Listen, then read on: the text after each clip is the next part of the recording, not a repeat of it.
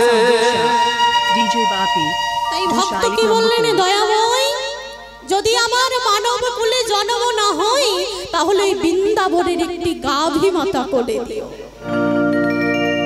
আমার দুগ্ধ সংগ্রহ করে যদি গোবিন্দ সেবায় লাগে তাও আমি গোবিন্দ সেবায় পাবো।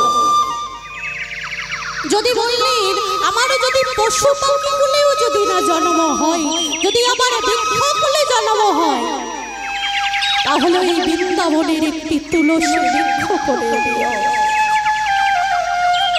আমার ওই তুলসী পাতা চয়ন করে সঞ্চয় করে শ্রী গোবিন্দের রাঙা চরণে যখন দিয়ে ভক্ত বলবে দয়াময় আমি শুধু তোমার চরণ ভজন করতে চাই, আর কিছু চাই না, তাও আমি গোবিন্দের সেবায় লাগবো। যদি তুমি কৃপা করে আমার বৃক্ষ কুলেও জন্ম না দাও, যদি তুমি দয়া করে আমার কীট পতঙ্গ কুলে জন্ম দাও, তাহলে ওই বৃন্দাবনের একটি তুমি মধুমক্ষী করে দিও। আমার মধু সংগ্রহ করে আমার গোবিন্দের শ্রীঅঙ্গে যখন অভিষেক করবে, আমার মধু সংগ্রহ করে আমার গোবিন্দের চরণে যখন লেপন করবে, আমি তাও গোবিন্দের সেবায় লাগবো দয়াময়। কিন্তু তুমি আমাকে তোমার চরণে একটু ঠাঁই দিও। তাই ভক্ত বললেন দয়াময় আমি তো অন্য ভক্তদের মতো অন্য কিছু চাইনি দয়াময়, আমি এসেছি তোমার চরণে, তুমি কি কৃপা করবে না দয়াময়? আমি এসেছি তোমার চরণে তোমার ভজন করতে, আমি এসেছি তোমার ওই রাঙা চরণ আমার এই হৃদয়ে মাঝে ধরতে, আমি এসেছি তোমার ওই রাঙা চরণে দুফোঁটা নয়ন বাড়ে সিঞ্চন করতে। কৃপা করো দয়াময়, দয়া করো। আমার ভগবান বললেন ভক্ত কেঁদো না, ভক্ত কেঁদো না, আমি তো তোমাদের পার করবার জন্য এসেছি দয়াময়। তুমি যদি আমাদের উদ্ধার করবার জন্য আসো তাহলে দয়াময় তোমার ওই করুণার নৌকা নেই, তুমি যে সবাইকে পার করে দিলে, আমি কি অপরাধ করেছি দয়াময়? আমাকে তুমি পার করলে না। ওই করুণার নৌকা নিয়ে সবাইকে পার করলে কি অপরাধ করেছি তোমার চরণে? তুমি আমাকে পার করলে না। ভক্ত কেঁদো না ভক্ত, আমার করুণার নৌকা নিয়ে আমি সবাইকে পার করি, কিন্তু সময়ে আসতে হয়, অসময়ে এলে হবে না। দয়াময় তুমি একবার আমার দিকে তাকিয়ে দেখলে না, আমি যে পথের ধুলায় অন্ধ, ওই মায়ার ধুলায় অন্ধ, আর এসে দেখি তোমার ওই নদী পাড়ের গৃহা বন্ধ। তাই কি করেছি জানো? তব পাড়ে বসে পাড়ে করো বলে পাপী কেন ডাকে দিন শরণে, কেন বঞ্চিত তব চরণ। একটিবার কৃপা করো। ভগবান বললেন ভক্ত কৃপা আমি তোমাদের করব, কিন্তু সময়ে আসতে হবে, অসময়ে এলে হবে না। সময় থাকতে আমার কাছে এসো, তোমার কৃপা করব, অসময়ে এলে কেমন করে কৃপা করব ভক্ত? মা দোকান থেকে দামি ঘড়ি কেনা যায় মা, কিন্তু দোকানে দিয়ে টাকা দিয়ে যে দামি ঘড়ি কিনে আনলে টাকা দিয়ে কিন্তু সময় কেনা যায় না।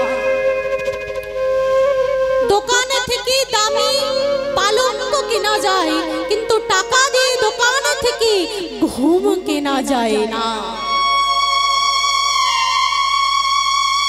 দোকান থেকে টাকা দিয়ে দামি বই কেনা যায়, কিন্তু দোকান থেকে টাকা দিয়ে বিদ্যা কেনা যায় না। তাই ভগবান বললেন, সময় চলিয়া যায় নদীর স্রোতের প্রায়, সেই সোনার ঘড়ি বাজে টিক টিক টিক। সময় চলিয়া যায় নদীর স্রোতের প্রায়, যে ইহা না বুঝিবে তাকে ধিক শত ধিক।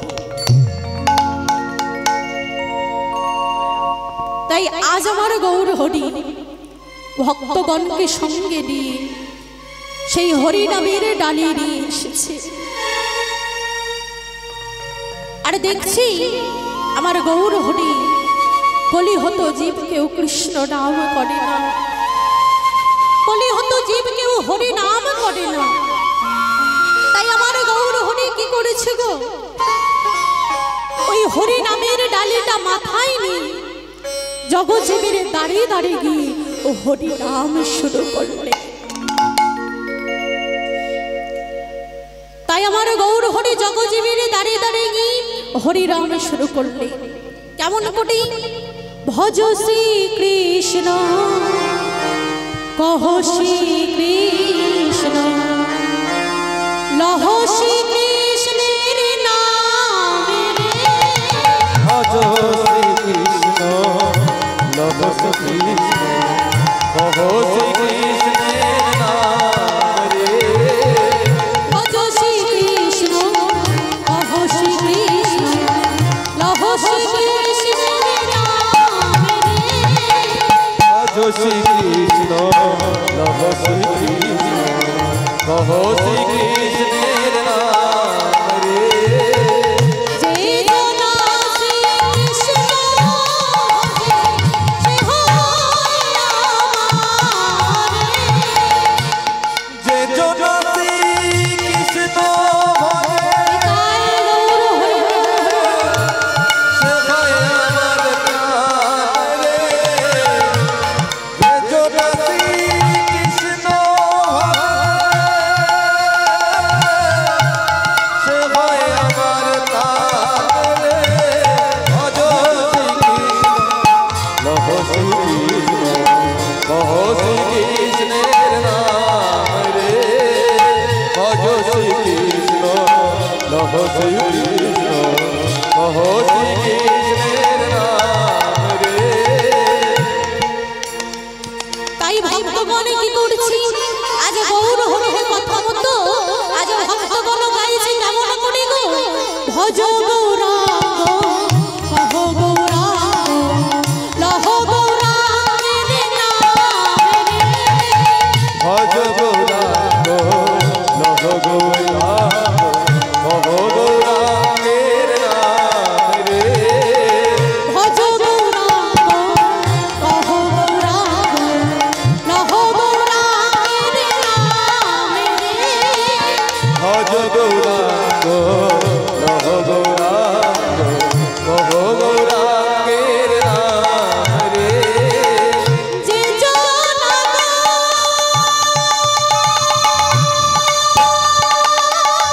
নাম ভজে সে হয় আমার রে। যে জনা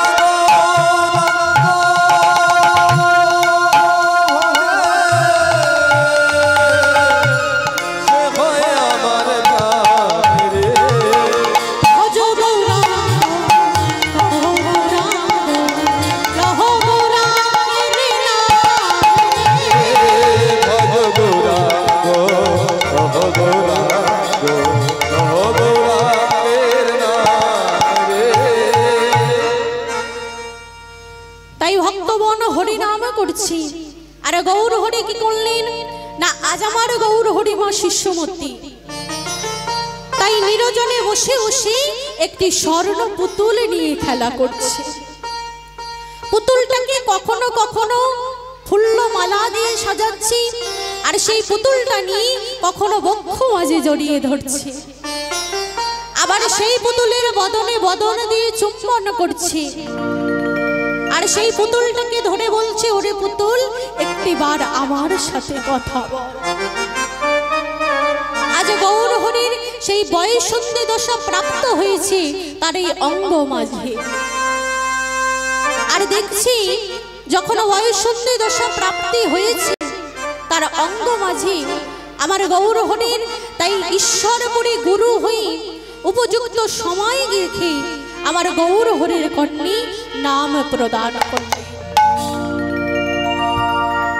তাই ঈশ্বরপুরী নাম প্রদান করলেন। আর এইভাবে পদকর্তা এক পাশে দাঁড়িয়ে দর্শন করিলেন আর কি বললেন, সেই কালে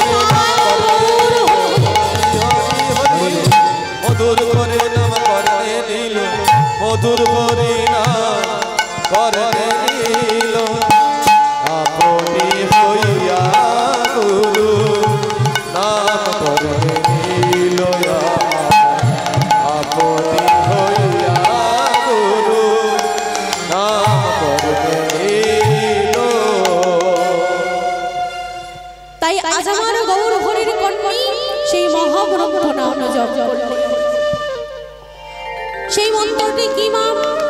মন্ত্রটি হলো রাধা নাম। আজ গৌরহরি নিরজনে বসে বসে সেই রাধা নাম জপ করছে। পদকর্তা এক পাশে দাঁড়িয়ে গৌরহরির ভাব দর্শন করছে। আজ ঈশ্বরপুরী তার কর্ণ বলে সেই মধুমাখা নাম প্রদান করলেন। তাই শাস্ত্রে বলেছি সর ঐশ্বর্য ছয় টানে আছে অবস্থান, অর্ধবিন্দু কহিল তারে দিহা শক্তি দান। পুরুষ প্রকৃতি তাহি দুই শক্তি হইল, শিষ্টবিন্দু অর্ধবিন্দু সৃজন করিল। কৃষ্ণ ভক্তি দুই ভাগে হইল আধা আধা, মনে বিচারিয়া গঙ্গাচার্য মুনি নাম রাখিল রাধা। তাই আজ গৌরহরি রাধা নামে জপ করছি, আর সেই পুতুলটা তার বক্ষ মাঝে জড়িয়ে ধরেছে। তাই পদকর্তা কি বলছি গো, রাধা ভাবিবি ভাবিত ভাবে নিধি গোরা, রাধা ভাবিবি ভাবিত ভাবে নিধি গোরা রাধা ভাবে বিভাবিত ভাবনিধি গোরা রাধা ভাবে বিভাবিত ভাবনিধি গোরা বাসু কহে বিধি অগোচরা বসু কহে মতে বিধি অগোচরা বাসু কহে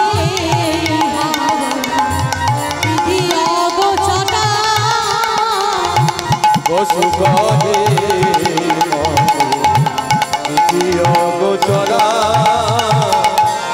নানা বিধি জানে না গো, নানা বিধি জানে না গো, নানা বিধি জানে না গো, নানা বিধি জানে না গো, বিধাতার ভাবনিধি নানা বিধি জানে না গো, বিধাতার ভাবনিধি নানা বিধি জানে না গো, বাসু কহে বিধি অগোচরা বসু কহে মতে বিধি অগোচরা বাসু কহে বিধি অগোচরা বসু কহে মতে বিধি অগোচরা তাই আজ বাসুদেব ঘোষ গৌরচন্দ্রিকার লাস্ট শেষ পত্তি করলেন, কি বললেন?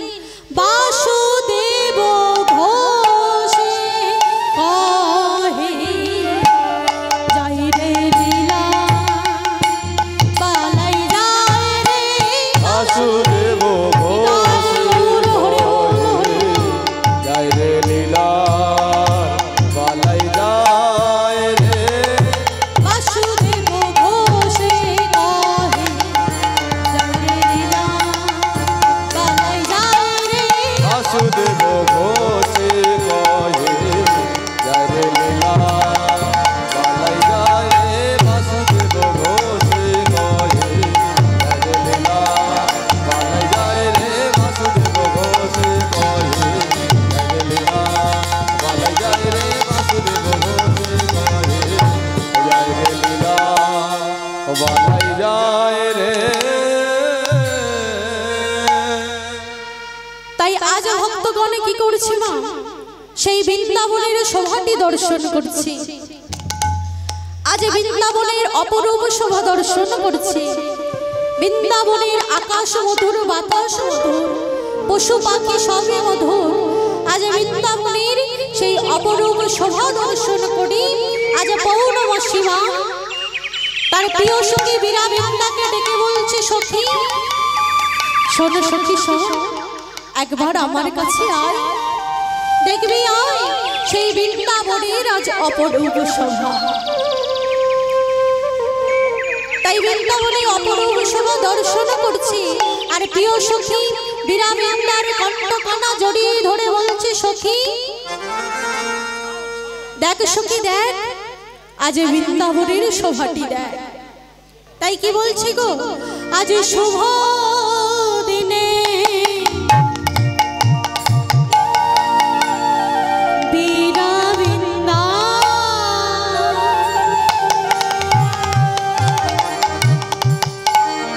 দেবী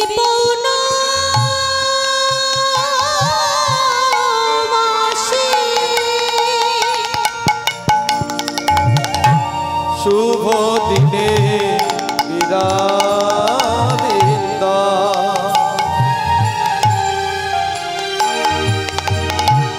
দেবী পৌর্ণমাসী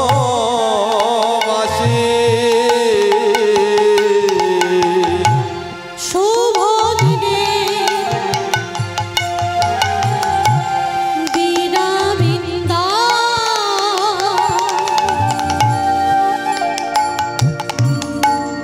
দেবী পৌর্ণমাসী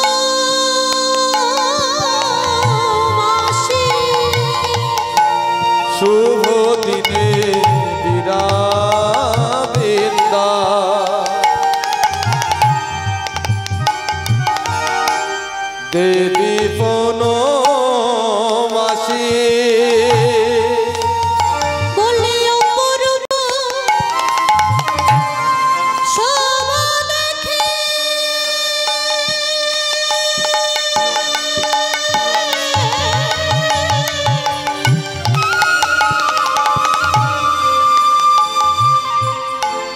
বৃন্দাবনে বসে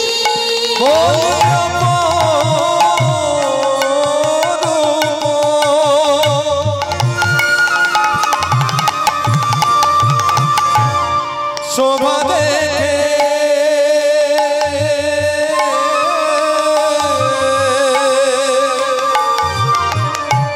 বৃন্দাবনে বসে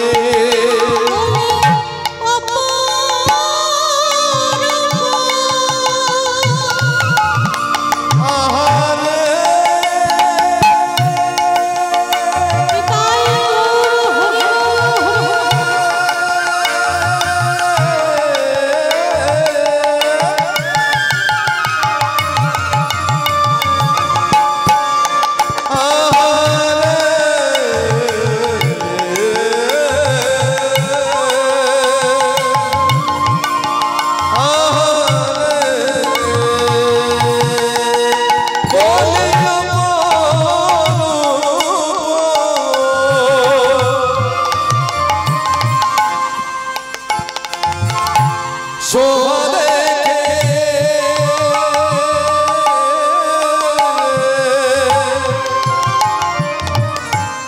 বৃন্দাবনে বসে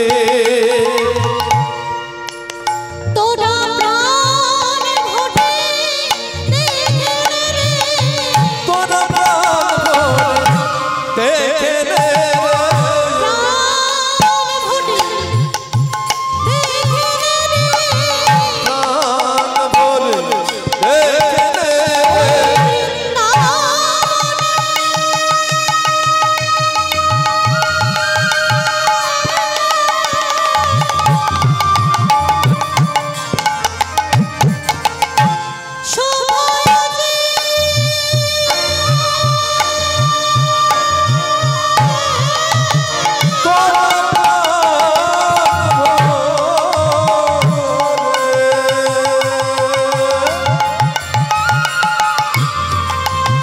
আজ লেখে রে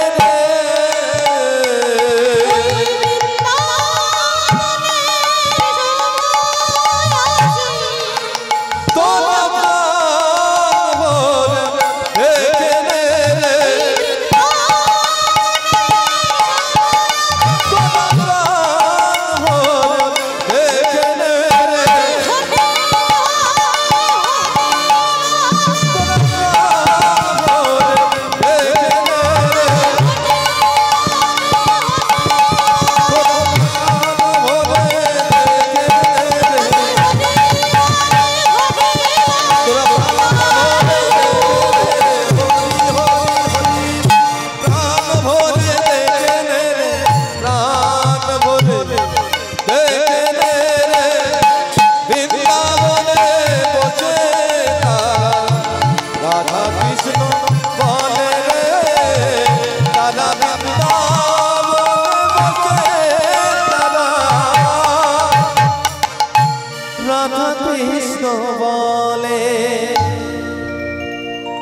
আজ পৌর্ণমাসী মা মীরা বৃন্দাকে ডেকে বলছে সখী দেখ সখী দেখ আজ বৃন্দাবনের কত অপরূপ শোভা আই সখী আয় আজ বৃন্দাবনে আমরা কি করব জানিস কি করবি না ওই নায়ক নায়িকা শিরোমণি এই বৃন্দাবনী দুজনের একসাথে মিলন করব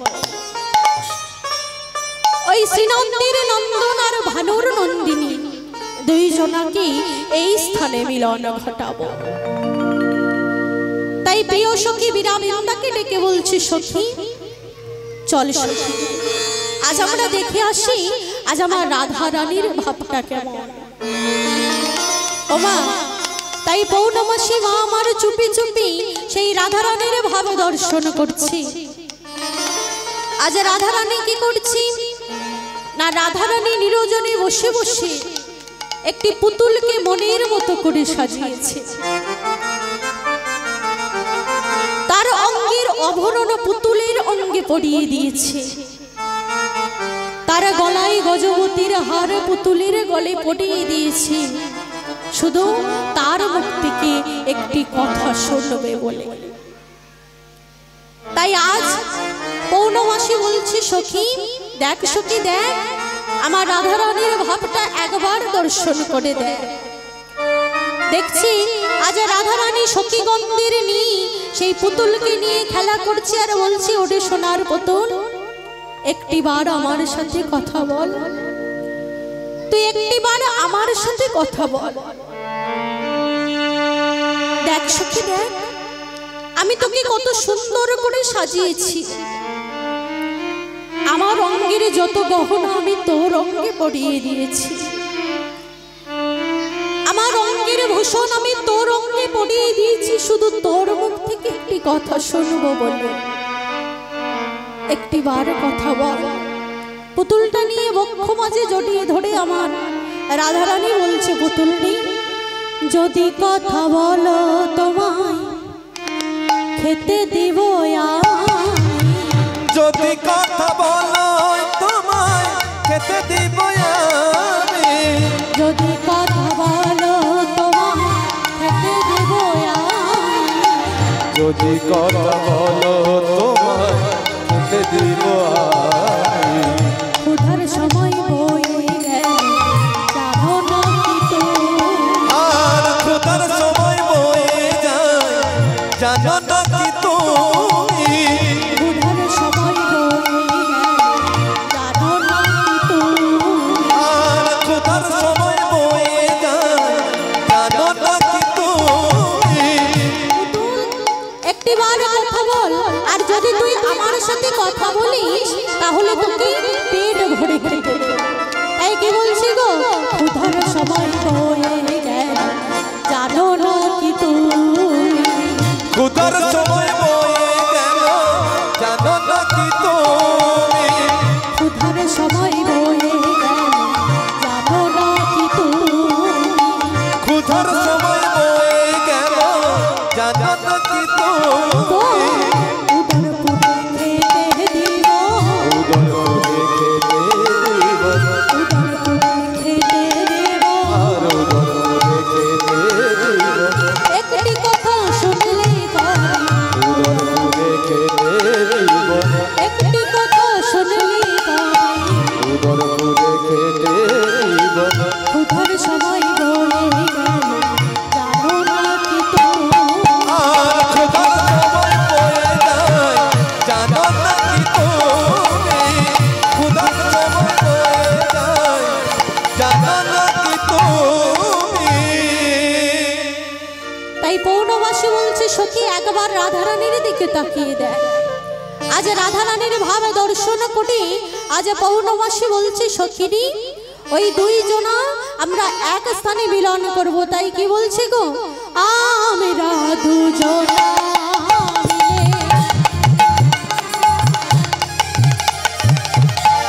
করিব মিলন, আমরা দুজনায় মিলে করিব মিলন,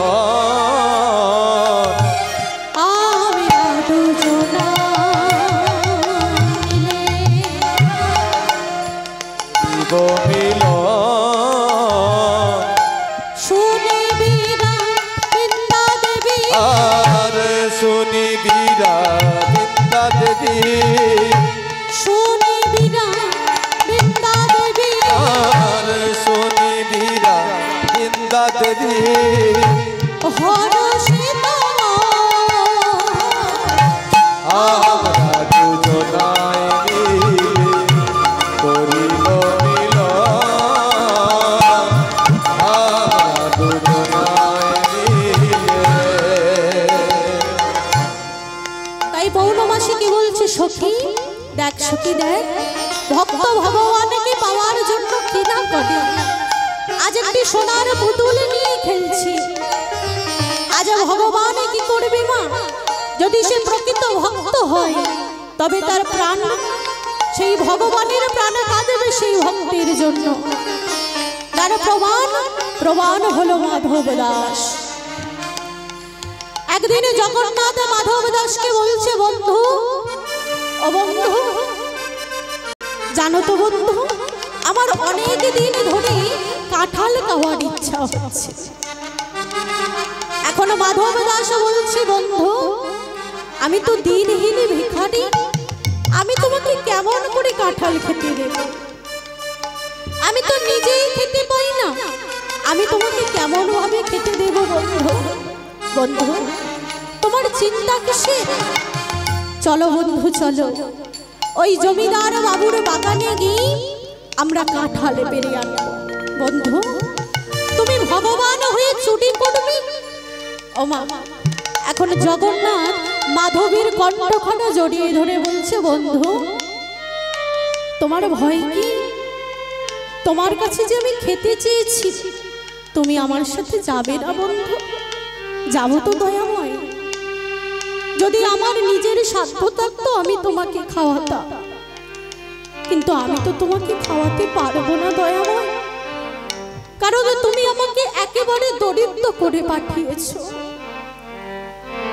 দুবেলা তোমার কাছে তোমাকে যে ভালো করে খাওয়াবো সেটুকু সামর্থ্য আমার নেই। বন্ধু চলো তাহলে আজ দুজনে মিলে ওই জমিদার বাবুর বাগান থেকে আজ কাঁঠাল পেরে খাবো। ও মা, এই বলে আজ জগন্নাথ মাধব দুই বন্ধু কণ্ঠখানা জড়িয়ে ধরে দুজন মিলে চলেছি ওই জগন্নাথে, ওই জমিদার বাবুর বাগানে। আর মাধব দাস আর জগন্নাথে যাচ্ছি, আর বদনে নাম গাইছি কেমন করে গো? রাধা কৃষ্ণ প্রাণ যুগল কৃষ্ণ, রাধা কৃষ্ণ প্রাণ যুগল কিশোর, রাধা কৃষ্ণ প্রাণ যুগল কৃষ্ণ, রাধা কৃষ্ণ প্রাণ যুগল কিশোর, জীবনে মরণে জীবে, জীবনে মরণে জীবে, জীবনে মরণে জীবে, জীবনে মরণে জীবে, গতি নাহি যুগল কিশোর, রাধা কৃষ্ণ প্রাণ যুগল কিশোর, রাধা কৃষ্ণ প্রাণ যুগল কিশোর, কালিন্দির কুলে গেলি,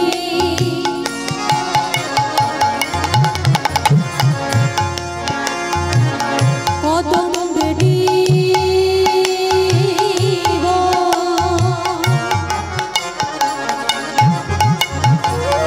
রতন বেদির বনে বসাব দুজন, কালিন্দির কুলে কেলি নিতাই গৌর রতন বেদির পরে বসাব দুজন, কালিন্দির কুলে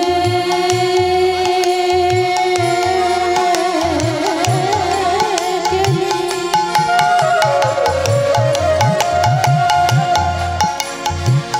কদম বেরি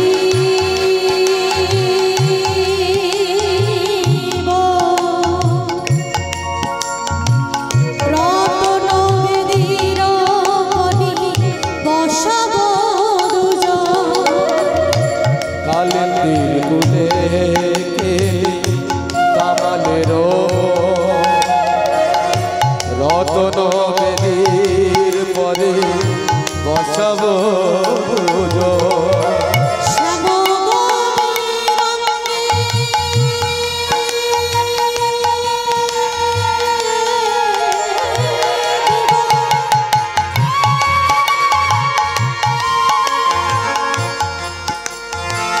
শ্যামগৌরী অঙ্গে দিব চুয়া চন্দনের গন্ধ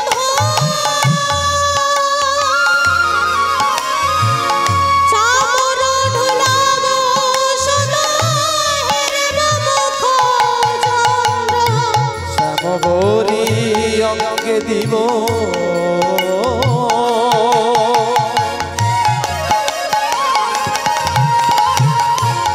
চুয়া চন্দনের গন্ধ চামর তুলাব সদা হেরব মুখ চন্দ্র শ্যামগৌরী রঙে দিব চুয়া চন্দনের গন্ধ চামর ঢুলাব সদা হেরব মুখ চন্দ্র শ্যামগৌরী অঙ্গে দিব চুয়া চন্দনের গন্ধ চামর দুলাব সদা হেরব মুখ চন্দ্র গাথিয়া মালতীর মালা গাঁথিয়া মালতীর মালা গাথিয়া মালতীর মালা গাঁথিয়া মালতীর মালা দেব তুহার গলে অধরে তুলিয়া দিব কর্পূর কালো।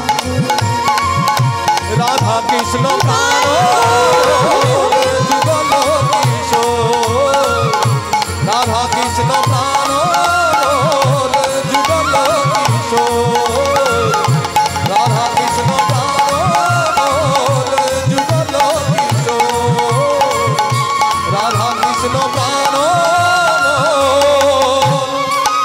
যুগল কিশোর।